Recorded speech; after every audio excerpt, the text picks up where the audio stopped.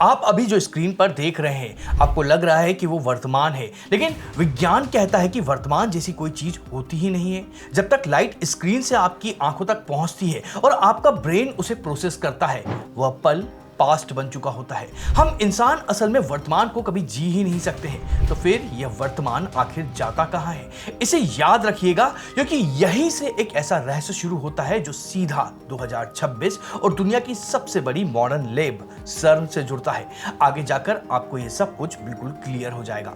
हमें आमतौर पर लगता है कि समय सीधी नदी की तरह बह रहा है, इसे लीनियर टाइम कहते हैं, लेकिन मॉडर्न क्वांटम फिजिक्स इस आइडिया को पूरी तरह से रिजेक्ट कर देता है। वैज्ञानिकों के अनुसार समय कोई नदी नहीं, बल्कि यह एक फिक्स रील की तरह है जो छोटे छोटे फ्रेम से मिलकर बनी हुई है। समय की इस सबसे छोटी यूनिट को प्लैंक टाइम कहा जाता है। यह एक सेकंड का इतना छोटा हिस्सा है जिसे हमारा दिमाग सोच भी नहीं सकता है। हमारा पूरा यूनिवर्स इसी प्लैंक टाइम के फ्रेम पर चल रहा है। जैसे टीवी स्क्रीन पर फ्रेम तेजी से बदलते हैं तो हमें लगता है कि वीडियो लगातार चल रहा है, ठीक वैसे ही यह यूनिवर्स हर एक प्लैंक टाइम में बनता है, नष्ट होता है और फिर अगले फ्रेम में दोबारा बन जाता है। अब यहाँ एक बहुत बड़ा सवाल आता है, अगर एक फ्रेम के बाद दूसरा फ्रेम आ रहा है तो इन दोनों फ्रेम के बीच खाली गैप में क्या हो रहा है? क्वांटम थ्योरी के अनुसार इस फ्रेम के बीच के गैप को वार्म होल या परम शून्यता कह सकते हैं। आसान भाषा में समझे तो उस एक माइक्रो मूवमेंट में यह पूरा यूनिवर्स गायब हो जाता है। अगर हम समय को रोककर उस खाली गैप को देख सके तो वहां कोई फिजिक्स सेंटर होता ही नहीं है, वहां सिर्फ प्योर एनर्जी होती है। यहीं पर एंट्री होती है सनातन ज्ञान की, जिसे महाकाल कहा गया है। महाकाल यानी समय का वो कंट्रोल जो हर एक माइक्रो सेकंड में इस दुनिया को खत्म करता है और फिर से बना देता है। यह कोई मिथक नहीं है, बल्कि यूनिवर्स के रिफ्रेश रेट का सीधा कनेक्शन है। अब सोचिए, अगर हमारा यूनिवर्स हर पल बन रहा है और मिट रहा है तो इसका रिफ्रेश बटन कौन दबा रहा है? ये सवाल इतना गहरा है कि दुनिया के टॉप साइंटिस्ट भी हैरान हैं। स्विट्जरलैंड में दुनिया की सबसे बड़ी फिजिक्स की लैब है जिसका नाम है सर्न। ये वही जगह है जहां गॉड पार्टिकल खोजा गया था।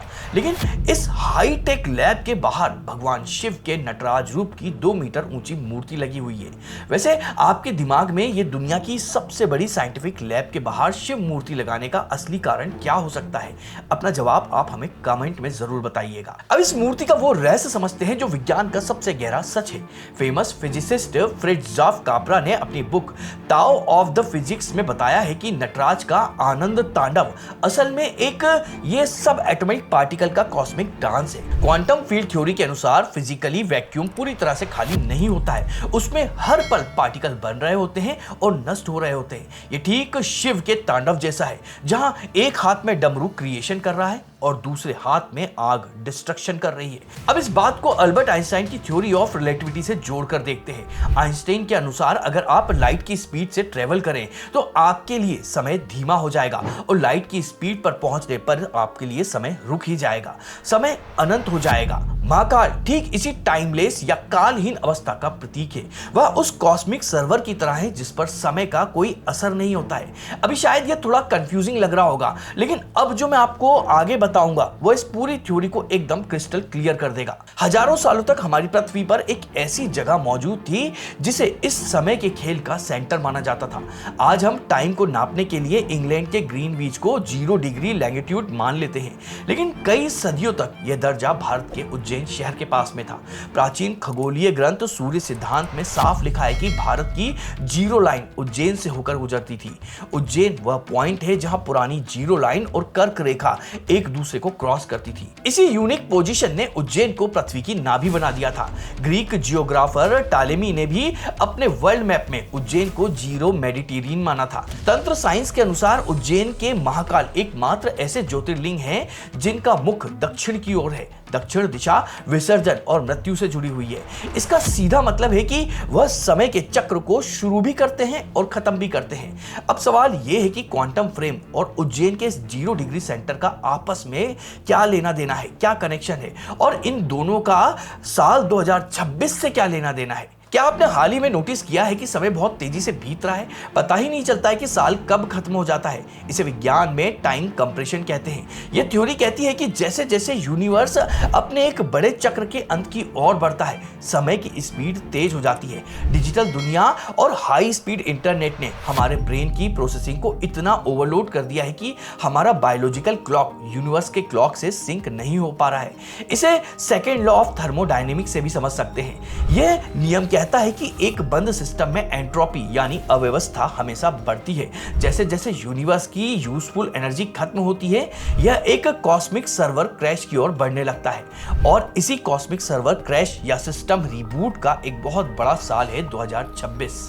3 से 5 अप्रैल 2026 को उज्जैन में महाकाल को लेकर एक बहुत बड़ा इंटरनेशनल सम्मेलन होने जा रहा है। इसका मकसद सिर्फ रिलीजियस नहीं है, बल्कि उज्जैन को दुनिया के प्राइम मेडिटेरियन के रूप में साइंटिफिक तौर पर फिर से स्थापित करना है। जो महाकाल क्वांटम लेवल पर हर प्लैंक टाइम में यूनिवर्स को रिबूट कर रहे हैं, उसी रिबूट का एक बड़ा साइकिल 2026 में पृथ्वी के सबसे बड़े टाइम सेंटर यानी उज्जैन से अलाइन हो रहा है। यह दुनिया का अंत नहीं है, यह हमारे कॉस्मिक सर्वर का एक बहुत बड़ा अपडेट है। लेकिन अगर समय का यह पूरा खेल एक प्रोग्राम है और महाकाल इसके कंट्रोलर हैं, तो हम इंसान क्या हैं? क्या हम सिर्फ एक कठपुतली हैं? इसका जवाब फिजिक्स के ऑब्जर्वर इफेक्ट में छिपा हुआ है। यह विज्ञान का सबसे मिस्टीरियस नियम है जो कहता है कि किसी भी पार्टिकल का बिहेवियर इस बात पर डिपेंड करता है कि उसे कोई देख रहा है या नहीं देख रहा है। जब तक कोई पार्टिकल देखा नहीं जाता है, वह एक साथ कई अवस्थाओं में मौजूद रहता है, जिसे सुपरपोजिशन कहा जाता है। सुपरपोजिशन का मतलब है कि एक सिक्के को अगर आप हवा में उछालें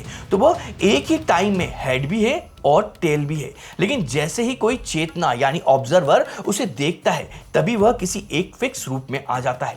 आसान भाषा में कहे तो हमारी चेतना ही इस दुनिया को सॉलिड बनाती है। नोबेल प्राइज विनर एरविन श्रेडिंगर जैसे वैज्ञानिकों ने भी माना था कि चेतना ही सबसे बेसिक चीज है, बाकी सब उसी का ही प्रोजेक्शन है। जब तक हम खुद को सिर्फ यह शरीर मानते हैं, हम समय के नियमों में बंधे हैं। हम जन्म लेते हैं और मर जाते हैं, लेकिन जिस पल हमारी चेतना जागती है और खुद को देखने वाले यानी द ऑब्जर्वर के रूप में पहचानती है, वह महाकाल का ही अंश बन जाती है।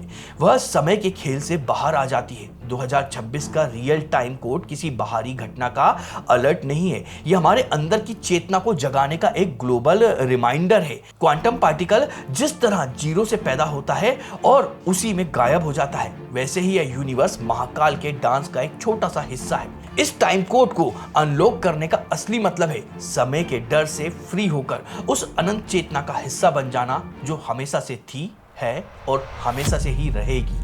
अगर ये वीडियो आपको पसंद आया तो उसको लाइक करिएगा, अपने साथियों के साथ में शेयर करिएगा और अभी कमेंट को स्वैप करके हाइप नाम का एक ऑप्शन आया है तो इस वीडियो को हाइप जरूर करिएगा। और साथ में ही हम इसी तरह के रोचक विषय पर वीडियो बनाते रहते हैं। अगर आप वो लगातार देखना चाहते हैं तो उसके लिए आप हमारे चैनल को सब्सक्राइब करिएगा। तो चलिए मिलते हैं अगले ऐसे ही किसी और रोचक विषय के वीडियो में।